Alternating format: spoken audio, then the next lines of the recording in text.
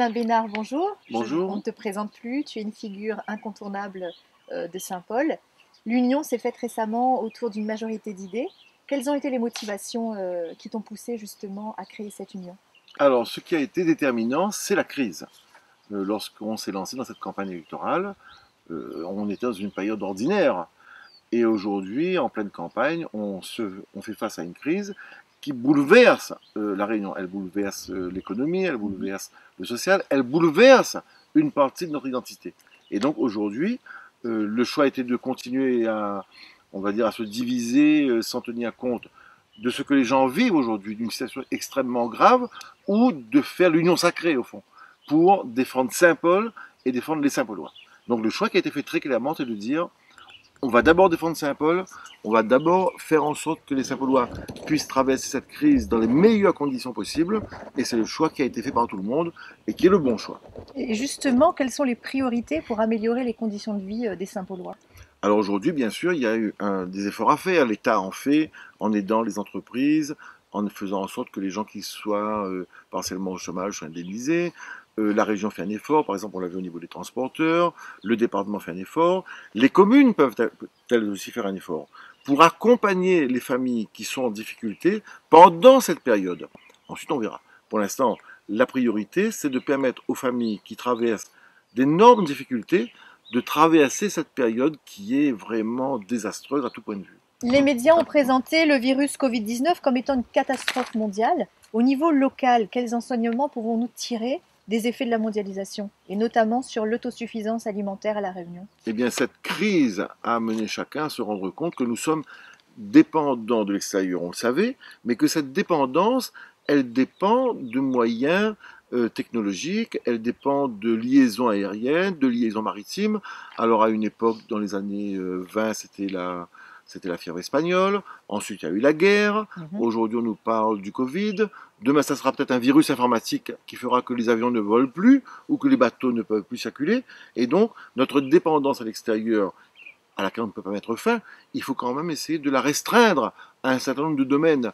Et il y a des domaines stratégiques, l'alimentation, où à l'évidence, on ne peut pas continuer à ce point à dépendre de l'extérieur, alors qu'on sait maintenant qu'il est démontré qu'il y aura des moments où la Réunion, pendant quelques semaines, quelques mois, ne pourra pas s'approvisionner normalement. Il faut donc renforcer la production locale, renforcer tout ce qui est circuit court, pour qu'au fond, on atteigne le plus d'autonomie alimentaire possible. Un autre effet de la mondialisation, c'est l'implantation des grands groupes internationaux qui peut éventuellement fragiliser l'économie traditionnelle. Quelle stratégie politique on pourrait mettre en place justement pour faire face à cette montée des grands groupes internationaux? Alors dans le commerce de l'alimentation et dans le commerce en général, l'implantation des grands groupes a été une mauvaise chose. Elle l'a été en métropole, elle l'est à La Réunion. L'implantation des grands groupes a tué le commerce local. Il existe bien des pays où les grandes surfaces n'existent pas. En Corse, un pays, enfin des régions. En Corse, il y a plein de pays dans le monde où il n'y a pas de grandes surfaces, où on a confié cette tâche-là au commerce de proximité. Personne ne s'en plaint, les choses fonctionnent, et donc les grandes surfaces, aujourd'hui, eh bien, elles sont en train de détruire le tissu du petit commerce, ce qui est une mauvaise chose. Les multinationales, elles ne viennent pas à La Réunion pour développer La Réunion, elles viennent à La Réunion pour faire du fric. C'est leur but, leur objectif, tout à fait honorable dans l'économie libérale, sauf que nous n'avons pas entré dans ces considérations-là. Nous, notre objectif, c'est de faire en sorte que le plus de Réunionnais possible puissent vivre et travailler à La Réunion, et pas d'engraisser les multinationales. À cause du Covid, justement, que faudrait-il ajouter à ton programme? Eh bien, au fond, notre programme, c'est un programme qui essaie de s'occuper de la vie des Saint-Paulois concrète et réelle. Un programme de proximité, on pourrait appeler ça comme ça. Le Covid ne change pas grand-chose, sauf que le Covid nous alerte sur le fait qu'un grand nombre de familles aujourd'hui traversent une période financière extrêmement difficile. L'État s'en mêle, la région s'en mêle, le département s'en mêle. La commune a une part de responsabilité. Et donc, dans une période donnée, qui est celle aujourd'hui de la traversée de la crise, il faut envisager la restauration scolaire gratuite, il faut envisager le transport scolaire gratuit, parce qu'actuellement, ce sont des budgets qui pèsent sur des familles qui déjà sont au bout du rouleau. Au niveau du sport, justement, qu'est-ce qui est prévu dans ton programme? Le sport aujourd'hui fait partie, d'une certaine manière, de notre identité.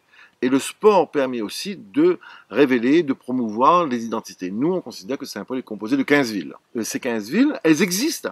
Elles ont une existence physique, voilà, des bâtiments. Elles ont aussi une existence culturelle. Quelqu'un de Bois-de-Nèfles, eh bien, il a une particularité qui est la sienne. Elle n'est pas la même que celui de la Saline. Et donc, par exemple, en matière de sport, bien sûr, il faut développer le sport de haut niveau, parce que c'est un exemple, parce qu'on voit qu'il y a une issue lorsqu'on fait du sport, lorsqu'on est jeune. Mais dans la vie de tous les jours, les sports interquartiers participent à cette construction de l'identité locale. Et donc, à l'époque, nous, on avait mis en place des interquartiers de handball, masculin, féminin. On avait prolongé l'action qui avait été menée sur les interquartiers de football. Bien évidemment, d'abord, ça permet à des gens qui ont envie de faire du sport de pouvoir le faire dans des conditions normales, avec une petite compétition au bout, sans que ça aille très loin, puisque ce n'est pas forcément le haut niveau qui est recherché. Et surtout, ça permet à chacun, au fond, de défendre ses couleurs.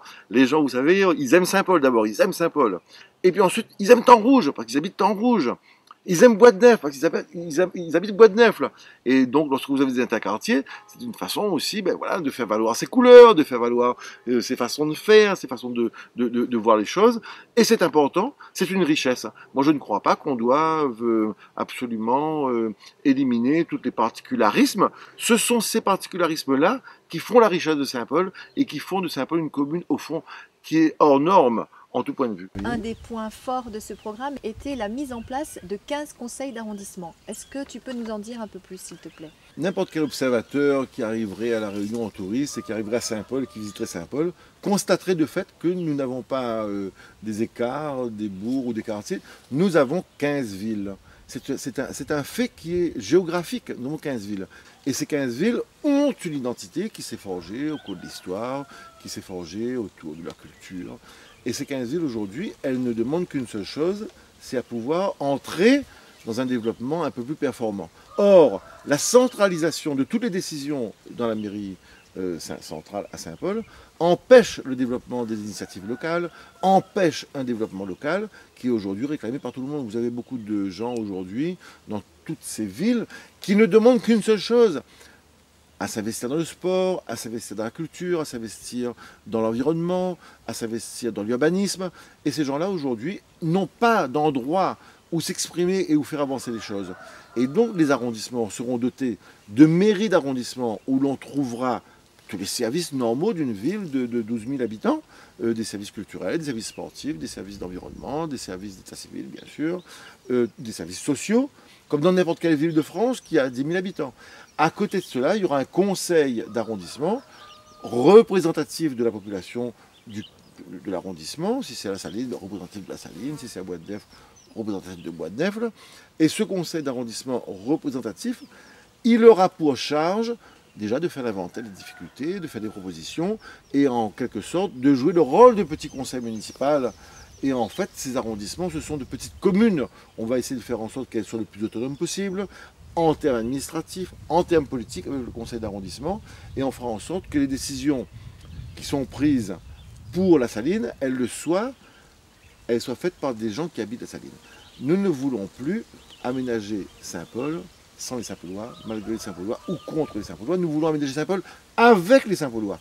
Et plus aucune décision ne sera prise sans que les gens concernés aient pu donner leur avis, leur point de vue. Donc on ne décidera rien sans consulter les Saint-Paulois qui habitent cet arrondissement. Oui. Merci. Si vous avez une affaire pour dire aux Saint-Paulois et aux Saint-Pauloises, pour aller voter pour nous le 28 juin, qu'est-ce que vous direz? Je voudrais m'adresser solennellement aux Saint-Paulois. Le 28, nous allons mettre en place une nouvelle équipe municipale. Soit nous mettons en place une équipe municipale composée de Saint-Paulois, amoureux de Saint-Paul, qui veulent développer leur commune et qui font entrer Saint-Paul dans le 21e siècle véritablement et qui aident Saint-Paul à traverser cette crise qui est une crise profondément grave pour nous tous. Soit on attend 2026 et pourquoi pas 2032 et on fait peser sur les générations qui vont suivre la responsabilité de rénover Saint-Paul, de rénover son administration avec les conseils d'arrondissement, de rénover la proximité dont les gens ont besoin, de rénover le dialogue entre les élus et la population. On peut toujours attendre. Moi, ce que je vous demande le 28, c'est de ne pas attendre, de mettre en place une équipe qui prenne en compte les réels besoins de la population, pour faire en sorte qu'au bout du compte, nos enfants n'aient pas à rire de nous. Donc, nous comptons sur eux toutes avec Alain Bénard, Saint-Paul libre et solidaire, le 28 juin. À bientôt. Alain Bénard va mettre Saint-Paul en l'air. Alain Bénard libre et solidaire.